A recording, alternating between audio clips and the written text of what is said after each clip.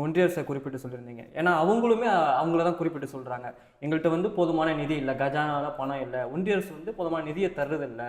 So அப்படி இருக்கும் பட்சத்தில் எப்படி எங்களால் செய்ய முடியும், நாங்கள் காலந்தாமதத்தோடு செய்கிறோம் அப்படின்ற மாதிரி தான் அவங்க சொல்கிறாங்க. காலதாமதம்ங்கிறது எப்போ வரைக்கும் பொருத்தமாக இருக்கும்னா, சாப்பாட்டுக்கே வழி இல்லாத அந்த மக்கள்கிட்டலாம் இந்த காரணங்கள் சொன்னாலும் எடுபடாது.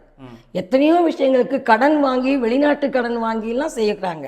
இன்னும் சொல்லப்போனால் மாற்றுத்திறனாளிகள் சம்பந்தமான ஒரு ப்ராஜெக்ட் ஒன்று வெளிநாட்டு கடன் உதவியோட ஆயிரக்கணக்கான கோடி ரூபாய்களை வாங்கி பல கணக்கெடுப்புகள் மற்ற வேலைகள் போயிட்டு இருக்குது. நான் அதை விட முன்னுரிமை அடிப்படையில் எதை செய்யணும்னா, யார் ரொம்ப கீழே இருக்காங்களோ அந்த மக்களுக்கான உதவி செய்வது தான் முன்னுரிமை கொடுக்கணும். நீ கடன் வாங்கி செஞ்சாலும் சரி, இருக்கிறதுலே பட்ஜெட்டை கூடுதலாக நிதி ஒதுக்கீடு செய்து முன்னுரிமை அடிப்படையில் கொடுக்கணுங்கிறதும் ரொம்ப ரொம்ப நியாயமானது. ஏன் ஆந்திராவில் தெலுங்கானாவில் செய்ய முடியுது, அப்புறம் மற்ற மாநிலங்களில் செய்ய முடியுது, பக்கத்தில் கூட சின்ன மாநிலம் பாண்டிச்சேரியில் செய்ய முடியுது.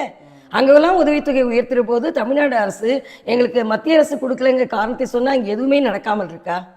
மற்ற வேலைகள் நடந்துக்கிட்டு தானே இருக்குது, மற்ற துறைகளுடைய வேலைகள் போயிட்டே இருக்குது. நெஞ்சலப்பனா தேர்தலில் சொன்ன வாக்குறுதிகள் நிறைவேற்ற வேண்டும் என்ற முனைப்போடு சில விஷயங்களை முன்னுரிமை அடிப்படையில் கூட கொண்டு போகிறாங்க.